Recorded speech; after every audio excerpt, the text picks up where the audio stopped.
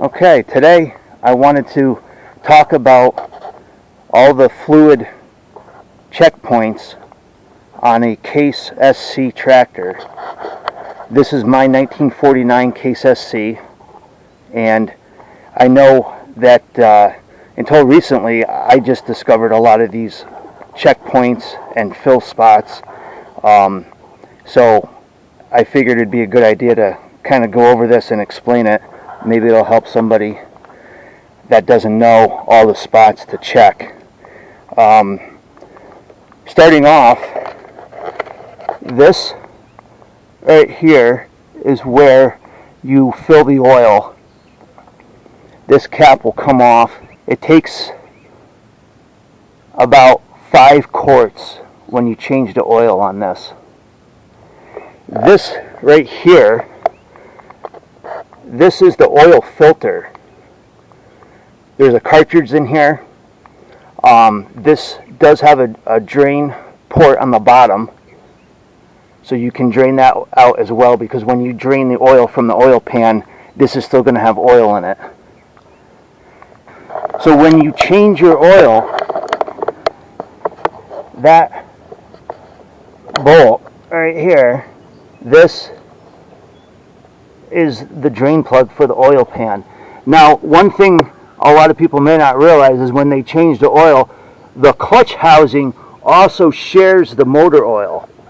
So when you drain the oil from here, this bolt right here will have oil in it in the clutch housing. So you have to unscrew this and drain this out as well to get all the oil out. This is probably overlooked a lot because it doesn't appear to be part of the oil pan, and most people probably think it's just the drain plug and that's it. But you got to take this bolt out and drain the oil from the clutch housing as well. So when you refill the oil, you want to check to see that the oil level is right up to the bottom of this hole, and mine is. And then you know that you've got it filled all the way. Second bolt right here, this was meant to check the viscosity of the oil in the winter to see in cold weather if it would flow freely enough to basically move through the engine. If the oil was too thick, they actually recommended draining it down to this point and then adding a thinner viscosity oil into the oil pan. And then that would help the engine in colder weather get properly lubricated. Now, over on the other side of the oil pan, these 3 bolts, this is your oil pump screen. So when you change the oil, you can take this out and then you can clean the screen off and make sure it's not plugged up with any junk. Between the screen and then the filter, that should keep your oil pretty clean, especially with the types of oil nowadays. You really don't have to worry about that. Mine always, you can see, mine always leaks just a little bit on the bottom. I've never been able to really stop it. It's not enough to really worry about, but it's always a little wet.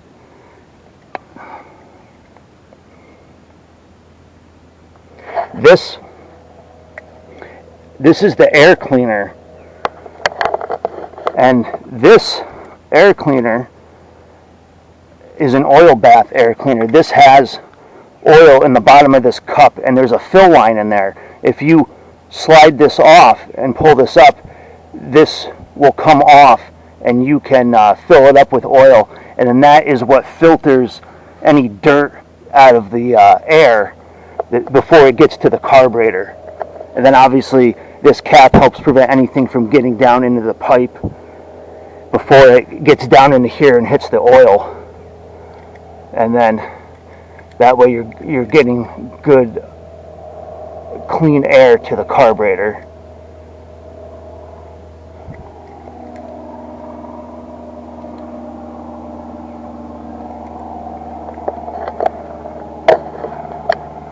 I did put an alternator on this tractor to help keep the battery charged.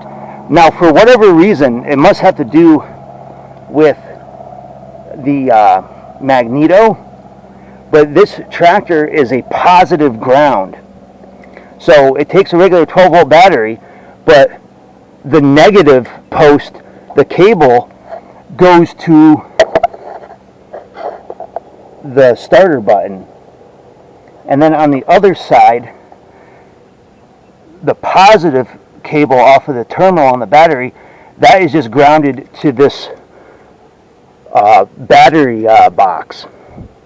And then there's another wire on the negative post, and that right here, this wire, this goes around and that comes over to here to the alternator, and that is what keeps the battery charged, which is really nice, because until a couple of years ago it was just the old generator on here just for the pulley to complete the loop for the fan belt. It had long since stopped working and never did anything, so there was no it wasn't worth fixing. I just figured that putting a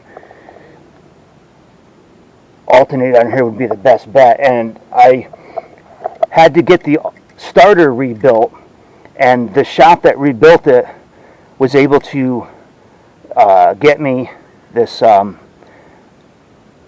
negative or positive ground alternator, and yeah, it's worked excellent. I did have to configure mounting brackets a little bit for it because it didn't fit quite right, and the bolts were really hard to get off, but I did. I think I put a spacer in here, and this was the original bracket for the old generator, and then I found this, and with configuring all this, I got enough tension on the belt with the pulley, and I had to take the old pulley off of the generator because the one that came on this wasn't the right size. So luckily that was an easy conversion. So that worked out pretty good. Now, another thing that might be something that people don't realize is on this tractor, and might be hard to find, is right here's the starter. And then if you come to the far side of where the starter mounts on this big housing, if you look down right here, this little square bolt, that is the sight for your timing for your flywheel. So if you have to do any work to the magneto, like I had mine rebuilt, and we had this fire on the number one cylinder on top dead center, and it took me forever to figure out that this is where you can see the flywheel, and there's markings on the flywheel, and on the opposite side of the flywheel there's a hole, and we thought that was the marking, and we thought we had it all perfectly timed, and that we could not get the tractor to start at all.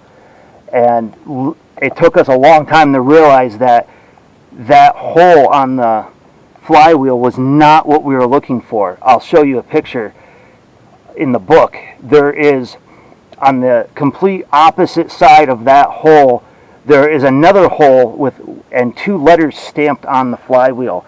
And when you have those letters lined up in this hole, then you will have the tractor properly timed. So we learned that the hard way. So hopefully this will help somebody with that problem. So like I was saying, this is the positive terminal of the battery, and this positive cable just comes right around and it bolts right here and grounds out to the outside of the battery box here. So for whatever reason, this system on the tractor is a positive ground. I've never been able to figure out why, other than maybe it's got something to do with the magneto. I never really figured that out, but that's why when I had the starter rebuilt, they got me a negative or a positive ground compatible alternator, so it would charge the battery correctly. And so far it's been working great. It's definitely been a big plus to have the battery be able to charge while you're using the tractor. This is the so this is the sediment bowl on the bottom of the fuel tank. This acts as your fuel filter. Sometimes you'll see some sediment sitting along the bottom here, and whenever I shut the tractor off, I usually just turn this to turn the fuel off. But when you turn, if you turn that off, then you unscrew this, you can take the bowl right off without the gas flowing through here, and then you can empty that out and clean it out. And then when you put this back on, you just screw this just a little tight, but not all the way, because when you open this up and this fills up, you want to release the air so it doesn't airlock. Otherwise it'll spit and sputter forever.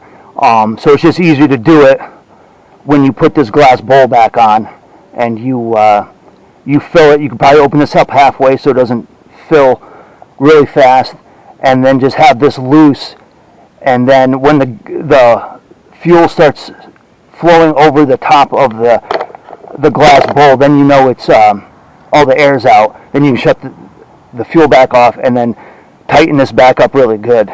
There really isn't a gasket on here, but there is a filter in there, so that does help keep some of the junk out too, because the fuel will come from here, it goes into this sediment bowl, and then it goes right here, and then this fuel line goes right to the carburetor. So the next spots for fluid checking on this is right here. Now you've got this smaller bolt, and that is for hydraulic fluid. If your tractor has hydraulics, this is where you check the fluid for this is where you fill the fluid for your hydraulic oil. And then this big one, that is for the transmission. That is where you fill the transmission fluid. And then on the hydraulics, this little bolt right here is your fill level check. So you unscrew this, and then you fill this with hydraulic oil, and then when it gets right to the bottom of this hole, then it's full. I've got a brush hog hooked up to this right now. This is what I mainly use on the tractor. My hydraulics are a little dirty. It leaks a little bit. It always has. It cleans up okay if I stay on it, but it's always a little dirty. Now this right here is the hydraulic filter. I need to check that. I haven't checked it in a while, so I got to do that. Now the transmission fluid, this one is probably hard to find if you don't know where it is or where to look.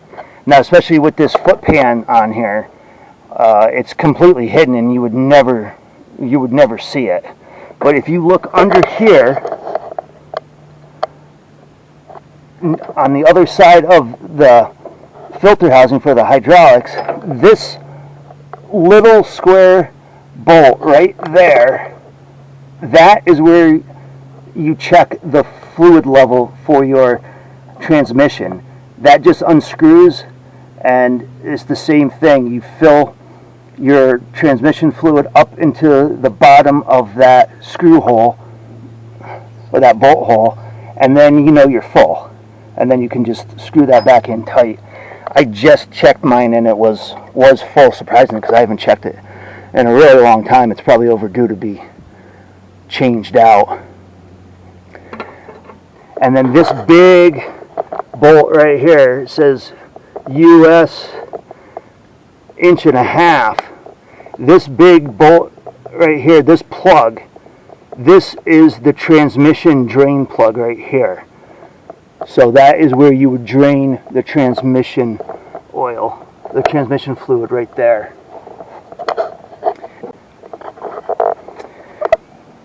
This, obviously right here, this is the cap for the radiator fluid.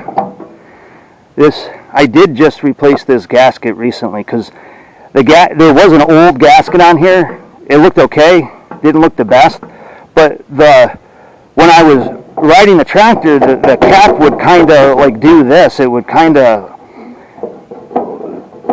act, you know, it would be loose and it would never fall off, but it would just kind of move around. So I went on Steiner Tractor Parts website, and they had this gasket readily available. And once I put the new gasket on here, this stays tight. It doesn't move or anything. So that's been a big help. And the same with the gas cap. This is a cork gasket, but that helps keep anything from getting inside the gas tank too. Now my gas tank was it was spray lined on the inside, so it looks brand new in there. It's never been there's never been any issues with rust or anything. I don't know if you can kind of see, probably not. Let's see if I can get a better picture of that.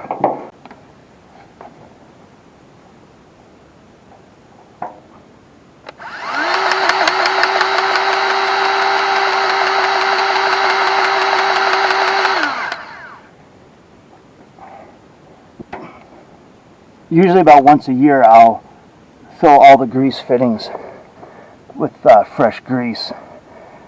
These are really important on the axles. There's one on each side. The lift on the back here has a couple as well.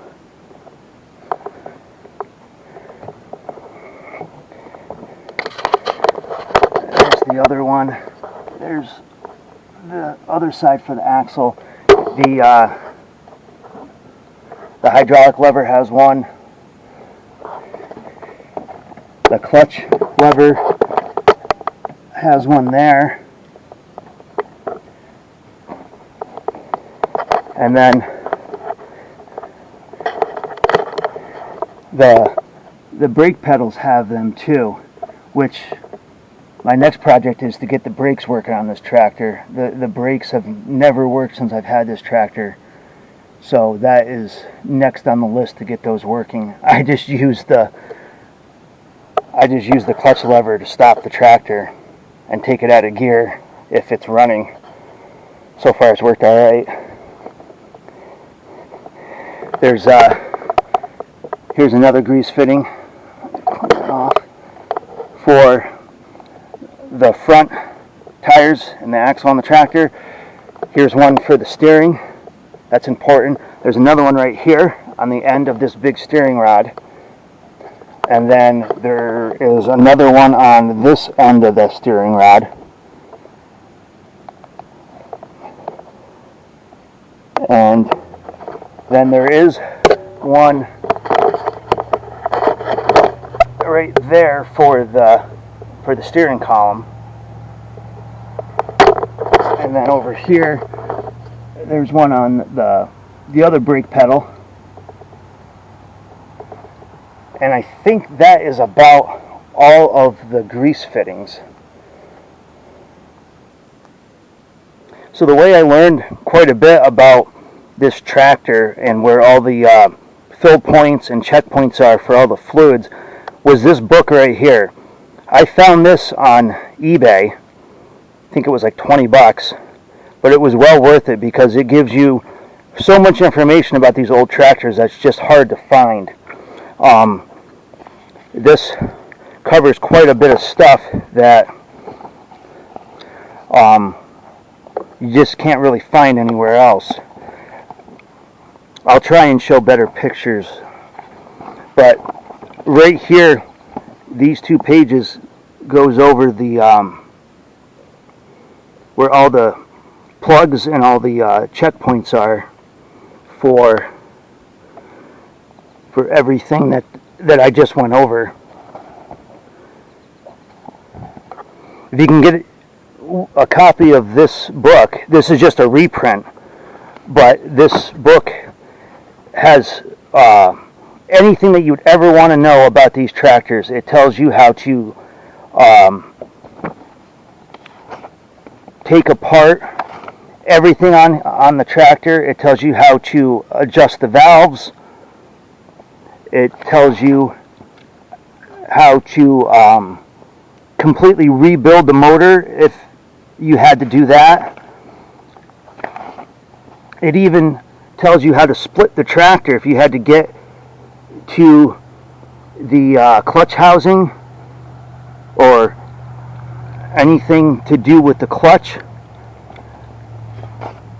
It goes over how to adjust the clutch. It's got very detailed diagrams of the internals of the engine and the clutch and the transmission. Yeah, this book is well worth the money. If you're going to restore or maintain one of these tractors, this is the book. If you're going to restore or maintain one of these tractors, this is the book to get right here. And like I said, I found it on eBay. So like I mentioned before with the timing, when you remove that little square bolt, these letters are on the side of the flywheel, and that is what you're looking for. Hopefully this zooms in so you can see it okay. But that's what you're looking for when you go to time the tractor when you take off the magneto. But this book explains all that really well. It tells you how to adjust the magneto, how to set it at the number 1 firing position. It tells you how to service it. So yeah, this is really a good book to have for reference. But right here, this is what you're looking for if you ever have to mess with the timing. It's got a hole on the, and then you're going to see a D and an E. But on the complete opposite side of the on the complete opposite side of the flywheel is going to be another hole, and that is not what you're looking for. You're looking for a hole with these 2 letters underneath it. Okay, so that's a quick overview of all the fluid fill points and checkpoints. Hopefully it'll help somebody. I know I learned the hard way. Hopefully this will save you some time and some frustration. So now the only thing to do is let's fire her up.